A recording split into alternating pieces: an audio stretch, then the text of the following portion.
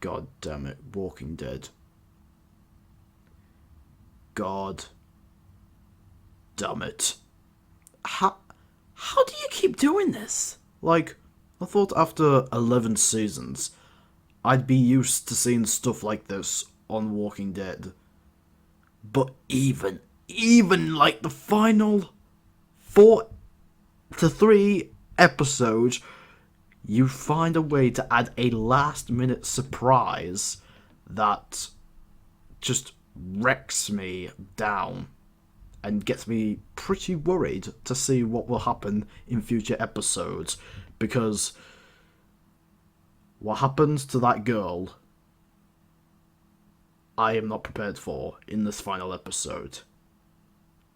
So hey guys, it's Daniel here, and in this video I will be giving you guys my quick thought with sarcastic fingers again on episodes 21 to 23 of season 11 of The Walking Dead.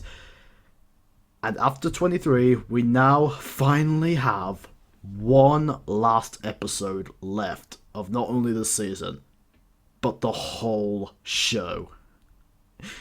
I am not prepared for it. And even after what happened in 23, I'm just not even prepared for it even more. I mean, this is the end of a 12-year journey. Something that's...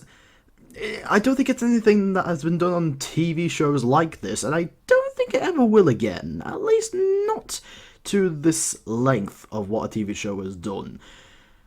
So, of course, if you can't tell, loads of spoilers are going to be in this video. So, just be warned. So let's start off with episode 21. So in this episode, Negan, Ezekiel, Kelly, and many other prisoners have been captured by the members of the Commonwealth after episode 20, where Pamela Milton has started, like, capturing victims, slash, what she pronounces as removing them from the Commonwealth. And so they are taken to these camps where they have to, like, work time after time, long times. It's dreadful, and the only thing that they can eat is, like, gruel.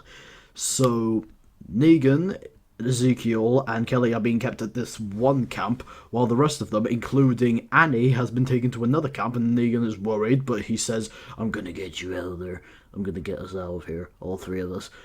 Basically, yeah, good Negan impression there. But, of course, they're at this camp, and this warden guy is taking control. But it's not only them that's being captured. Maggie, Gabriel, and Rosita have also been captured by the Commonwealth soldiers, but unlike Negan and the rest, they managed to escape the trucks, but they are separated.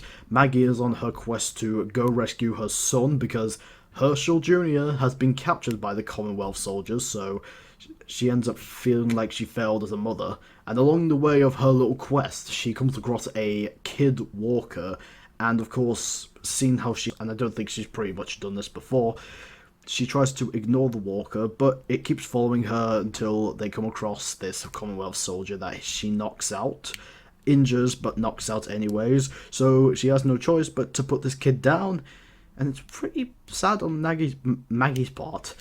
and they said Naggy, and they said Naggy there. Naggy saggy. I'm gonna lose myself if I don't get this right. Also, we have Daryl and Carol, who come across this train where a lot of the soldiers are keeping a lot of prisoners. Well, not really a lot of prisoners, because the only one that they see is Daryl's potential girlfriend, Connie, who has been captured, so they go off on a quest to rescue her. Along the way, they meet up with Gabriel, Maggie, and Rosita, and they're, of course, talking about how the kids have been kidnapped, and Maggie's been like, oh, I feel like I failed as a mother, but Carol says a really beautiful sentence of, after this outbreak started, we were forced to become family, and that's not a bad thing. And she hugs Maggie, and it's just pretty sweet on Melissa McBride and Lauren Cohen's parts.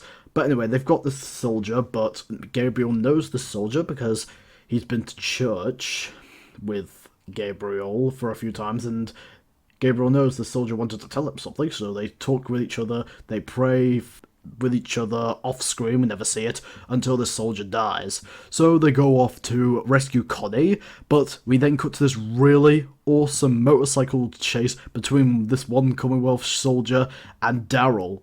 Yep, really good to see Daryl back at the motorcycles, yeah. So that was cool, but of course Daryl always has to win a motorcycle battle because, you know, he ducks down under this branch with his motorcycle. The motorcycle gets away, but it skids along the ground and flips this guy over. And of course, Daryl gets to have one sweet head shot with a knife. Boom! They take this train operator, but this train operator kills himself because he fears that if he gives the group information, they'll kill his family. So, of course, he wants to kill himself, and that's why they have to go up against the Commonwealth, because they know there are innocent victims there who have families. Kind of like the Saviours. In fact, in some cases, the Commonwealth soldiers that are being a villain now are like the Saviours, just with stormtrooper uniforms. And speaking of that, let's get back to Negan's storyline, where Negan and Ezekiel finally interact with each other. I don't think they have before. But they finally interact with each other and they're talking about, you took a lot of stuff from me. I know what you've done. You burned people's faces with irons, forced women into marrying you, and you killed my kingdom people. You know, going back to the Savior War. But Negan's like, hey, we need to forget all that, man. We have to work together. Are you with me? I'm with you for now. I mean, of course, Ezekiel's not going to forgive him for everything, but, you know, we have to do what we have to do to try to survive. So let's get to the next episode, which is kind of like an Negan-centric episode, and we do get a good flashback at the beginning with a narration from Judith about how Negan first met Rick, how he's in prison, how his redemption arc went, and all that jazzy jazz. So anyway, Negan is trying to write some notes about how to escape this camp, but gets distracted when he wants Annie to take a break from her jobs, but, you know, they beat him up, and now Negan finally gets to meet the Warden, this guy who Negan even says reminds of what Negan used to be back when he was still leader of the Saviors. Goes to see Annie, and they have their nice little talk about how to escape. On the other half of the storyline, we also have that subplot with Eugene's trial about the murder of Sebastian Milton. You know, Pamela's trying to get some testifying against him, but Yumiko's by his side, and basically, for the most part, they're really just trying to expose Pamela for what a corruptive leader she is, but of course it doesn't work. But before Eugene is finally tested, he gets to speak one huge speech at the end of his trial about how people work with each other and how people need to learn from mistakes and all. And he uses the time that he spent at the Savior compound. You know, he's like, I wasn't the one swinging the bat, but I knew what was going on and I still felt like a bad guy because of it. So, nice callbacks to earlier seasons with Eugene. But it's not enough, I'm afraid, because Eugene loses the case and now he's off to get executed.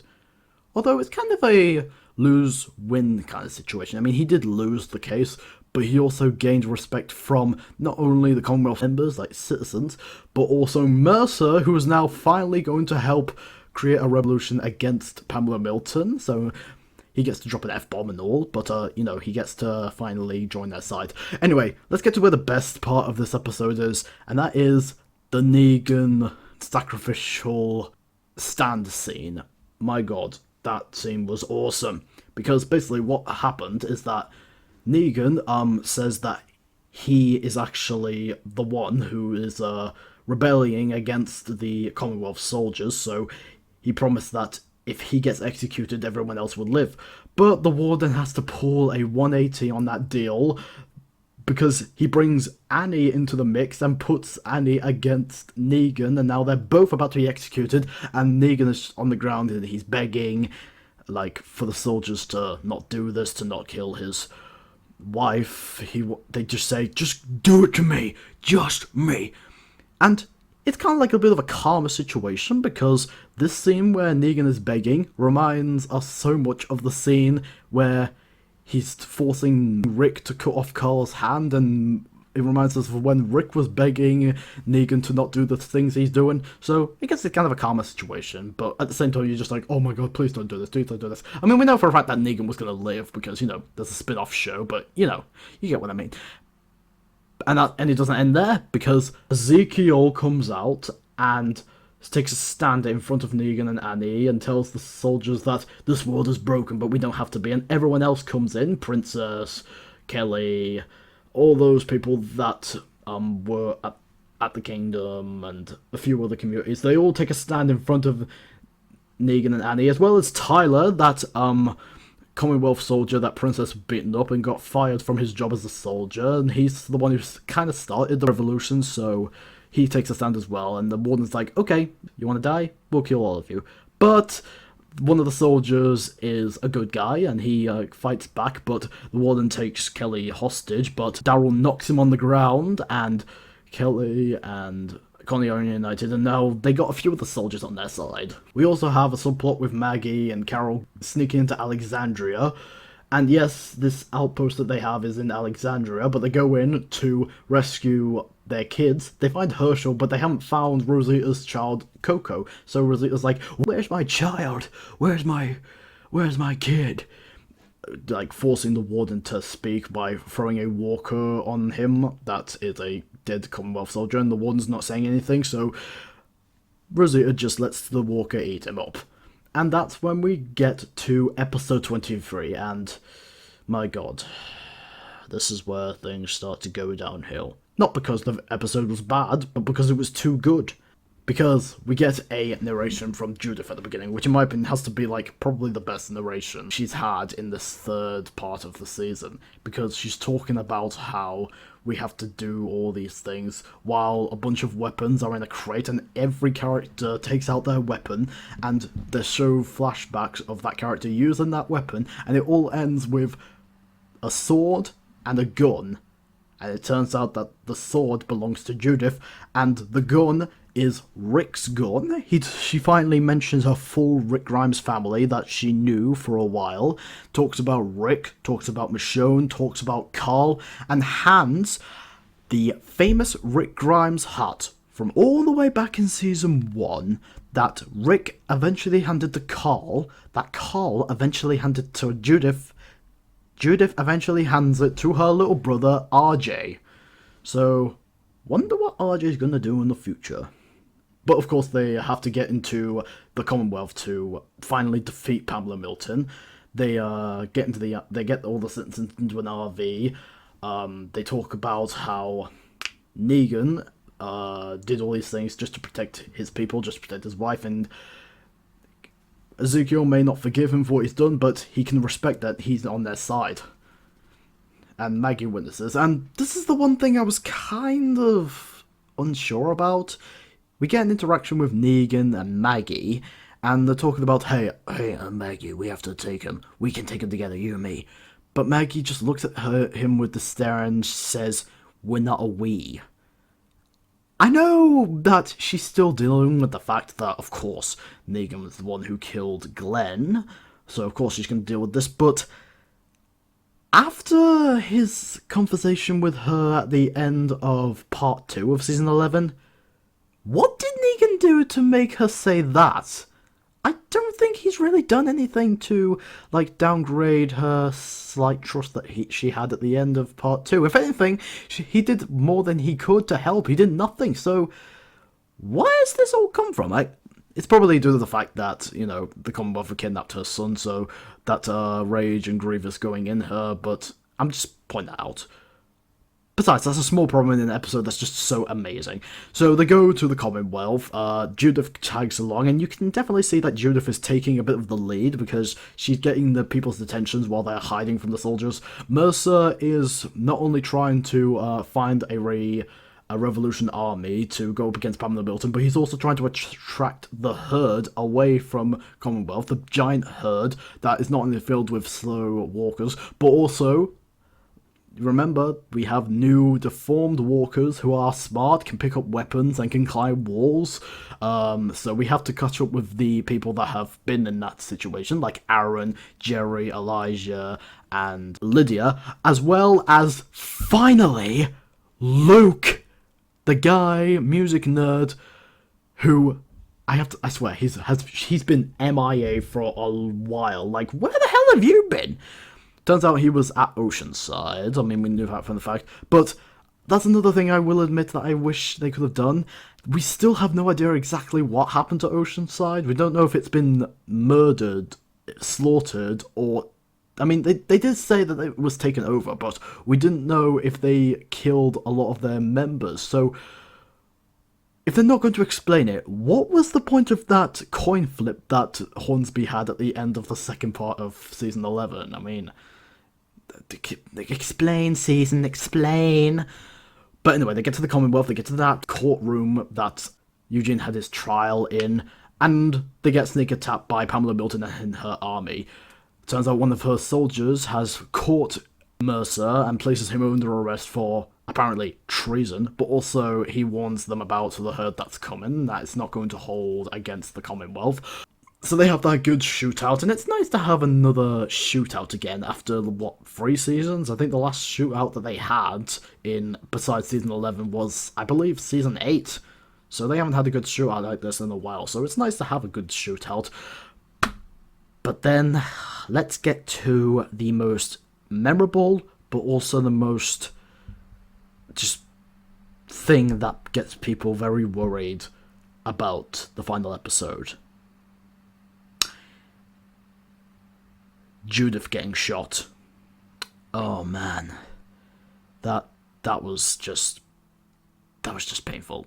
I mean one of Pamela's people gets shot in the shootout.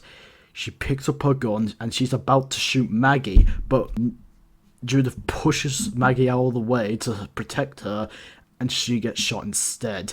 Pamela Milton shoots Judith Grimes, and the way Daryl just responds to it with his big no, with his yell, and goes and even stops the shooting and just goes straight to Judith because he knows that she's more important than this shootout. It's just heartbreaking. I mean, man, that was pretty hard to watch. But of course they have to have a awesome moment at the end because they have to get away, so Daryl's like, Ezekiel, throw that fire extinguisher into the air, and he takes out Rick's famous gun and shoots it to cause a smoke explosion so they can get away with a slip. That was just awesome. But again, we have Judith who's been shot, and Daryl carries her out of the room and tries to get her to a place where she can be healed. And there are two possibilities of what the scene reminds you of. First off, it reminds you of when Daryl had to carry Beth out of the hospital, out of Atlantean Hospital, at the end of the first half of Season 5. And two, it reminds you of a desperate father carrying their kid to safety, since we had Rick trying to run Carl to Herschel's farm all the way back in Season 2. So yeah, a lot of remembrance there. And, my god, the scene where Judith looks at Daryl and says, Daddy, really shows the development and impact that Daryl had, because after Rick was gone and Michonne was gone, Daryl was the only parent that Judith and RJ had, so everything that he's done has just impacted them so much. Anyway, we have the herd that has come around because Pamela set up a diversion to get the Walker herd against them, and they notice, finally, that these are new formed Walkers, and of course, we have to have the big F-bomb by Negan. He, of course, drops an F-bomb, so confused, and it's, again, very hilarious. Like, they did right by my boy. They did right by Mr. Jeffrey Dean Morgan as Mr. Negan, as Mr. King of the Saviors, turned anti-hero, I don't know what to call him, but he's still my boy. They still did right by my boy. They reunite with some of the characters. Eugene is finally out. They finally get Eugene out of there, and that's where the episode ends. They're fighting against the Horde while Daryl is trying to get Judith to safety, and that's it. That's episode 23 done. Jeez, can you believe that so much has happened over these 3 episodes? And now, on November the 20th, is the release date of the final episode of The Walking Dead. I hope they do right by this finale, because again, this show has been on for 12 years. Daryl and Carol are still around in the show ever since season 1, and just, I want to see how this is going to end. I mean, we know there's more spin-offs, but in terms of, like, the main Walking Dead show, let's see how this show ends. I want this story to finally end to its fullest, so go ahead, Walking Dead, bring us one of the best episodes, as well as a great finale to your show. Anyway, I'm Daniel, reviewing movies, TV shows, and doing videos. Hope you enjoyed this video. Again, pretty boring, but let's see. And also, I'm going to be doing a video about the final episode of The Walking Dead. Not in an audio behind a microphone, but in front of a camera, because I want you guys to see just how the episode will impact me, and since it's the big one, I have to do it in front of a camera instead of doing this behind the mic. Anyway, I'm Daniel, movies, and videos. Till then, peace out, man.